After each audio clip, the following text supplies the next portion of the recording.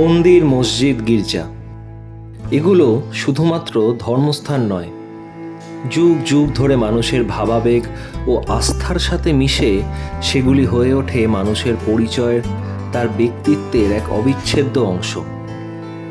ভারতের বুকে রাম মন্দির পুনর্নির্মাণ ও বাবরি মসজিদ ধ্বংসের সাথে জড়িয়ে আছে অনেক ইতিহাস ও মৃত্যু।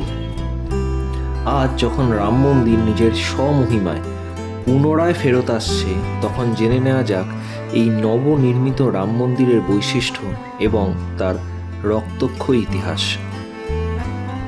1528 শতাব্দী, 500 বছর আগে বাবরি মসজিদ তৈরি হয়েছিল, কিন্তু সেখানকার লোকাল মানুষদের বয়ান থেকে বারবার এটা উঠে এসেছে যে সেখানে আগে মন্দির ছিল এবং সেটিকে ভেঙে মসজিদ প্রতিষ্ঠা হয় বাবরের সময়কালে। এই ঘটনা আঘাত করে দুই ধর্মের বিশ্বাসকে। 1853 থেকে 1859 অবধি দফায় দফায় রায়াট বাঁধে এবং দুপক্ষেরই বেশ কিছু মানুষ প্রাণ হারান। 1885 সালে এই মামলাটি কোর্টে যায়।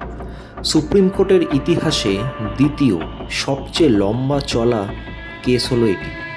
এখানে কিন্তু একটি জিনিস জানতে হবে, বাবরি মসজিদের পাশেই কিন্তু একটি মন্দির ছিল এবং সেখানে পূজা অর্চনাও হতো, কিন্তু দুই সম্প্রদায়েরই সম্পূর্ণ জায়গাটির মান্যতার দাবি করতে শুরু করে। একদিকে গঠন হয় বিশ্ব হিন্দু পরিষদ, আরেকদিকে বাবরি মসজিদ অ্যাকশন কমিটি।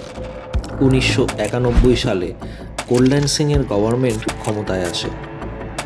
এরপরেই 6ই ডিসেম্বর 1992 সেই ভয়ানক দিন, যেদিন বাবরি মসজিদ সাধারণ হিন্দু জনতারা ভাবাবেগের বশে ধ্বংস করে ফেলে। দাঙ্গা বেঁধে যায় এবং প্রশাসনকে বেগ পেতে হয় এই দাঙ্গার শিখাকে সারা ভারতে যাতে ছড়াতে না পারে তার ব্যবস্থা করতে। তৎকালীন কংগ্রেস সরকার প্রস্তাব দেয় যে ওই জায়গায় একটি মন্দির, একটি মসজিদ, একটি লাইব্রেরি ও একটি মিউজিয়াম হোক, কিন্তু বিরোধী দল বিজেপি সেই প্রস্তাব খারিজ করে দেয়। 2002-তে অটল বিহারী বাজপেয়ী সরকার ক্ষমতায় আসে এবং চিত্র পরিবর্তন হতে শুরু করে।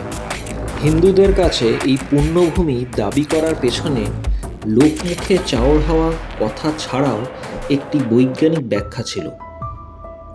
কোর্ট যখন বিবেচনা করে উঠতে পারছিল না যে জায়গাটিতে আগে মন্দির ছিল না মসজিদ, তাই এএসআইকে দায়িত্ব দেওয়া হয় যে খনন কার্য চালিয়ে তা নিশ্চিত হতে। এএসআই রিপোর্ট পরিষ্কার করে বলে দেয় যে 1200 শতাব্দীতে ওই স্থানে মন্দির ছিল এবং তারপরে অর্থাৎ 1500 শতাব্দীতে মসজিদ প্রতিষ্ঠা করা হয়। এত কিছুর পরেও আইনি জটিলতা কাটে না।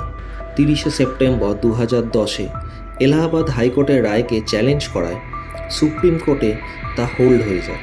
2016 সুপ্রিম কোর্টের এক স্পেশাল কমিটি টিম তৈরি করা হয় এবং সেখান থেকে অবশেষে আস্তে আস্তে জট খুলতে খুলতে অবশেষে মে 2019 40 দিনের লম্বা হিয়ারিংয়ের পর কোর্ট অবশেষে ওই স্থানকে মন্দির ছিল এবং মন্দিরই থাকবে এই ঐতিহাসিক রায় দেন।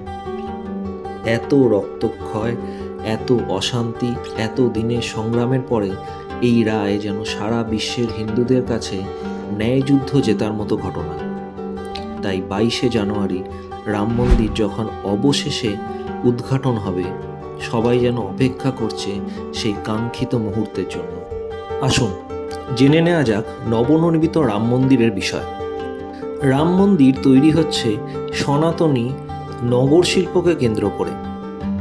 উচ্চতা 3 তলা এবং এক একটি তলা 20 ফুট করে লম্বা।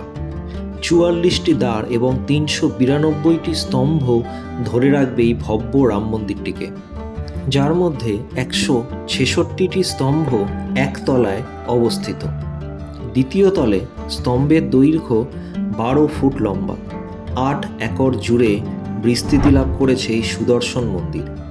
পুরো মন্দির কমপ্লেক্সের আয়তন 57.4 একর।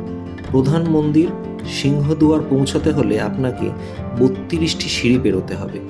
মন্দিরের পতাকা বহনকারী 7টি গম্বুজ স্তম্ভ বিশেষভাবে তৈরি করা হচ্ছে আমেদাবাদে, যার ওজন ৩৫০০ কিলো। ভক্তদের দ্বারা নিবেদিত ৬২০ কেজির একটি ঘণ্টা, যাতে জয় শ্রীরাম খোদিত আছে, সেটিও শোভা বাড়াবে এই মন্দিরের।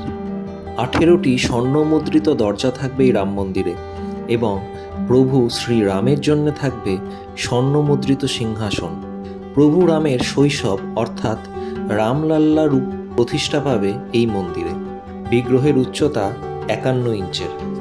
বিগ্রহটি এমন পাথরে তৈরি করা হচ্ছে যাতে জল এবং কার্বনের প্রভাব এর ওপর না পড়ে। ১০৮টি চিত্রকলা দিয়ে মন্দিরের ভেতরটিকে সাজানো হয়েছে। এছাড়াও রয়েছে অসামান্য দক্ষতার ও মুনশিয়ানার সাথে তৈরি ৩৬০টি স্তম্ভ, যা ভগবানের বিভিন্ন রূপ ও কাহিনী বর্ণনা করবে। রামলালার কক্ষে ৬টি বিশেষভাবে নির্মিত স্তম্ভ শোভা পাবে, যা ৮০০ মিটারের গ্র্যানাইট পাথর দিয়ে তৈরি। একজন বিশেষ পুরোহিতই শুধুমাত্র বিগ্রহকে পুজো করবেন। রাম মন্দিরের এই ভব্য আয়োজন আর শুধুমাত্র ভারতের ভেতরে সীমাবদ্ধ নেই। নেপালের জনকপুর থেকে, যেটিকে সীতা দেবীর জন্মস্থান মনে করা হয়, ৩,০০০-এরও বেশি উপহার পাঠানো হয়েছে, যার ভেতরে রূপোর জুতো, গয়না এবং জামা কাপড় রয়েছে। এছাড়াও নেপাল থেকে আসছে একটি শালেগ্রাম শিলা।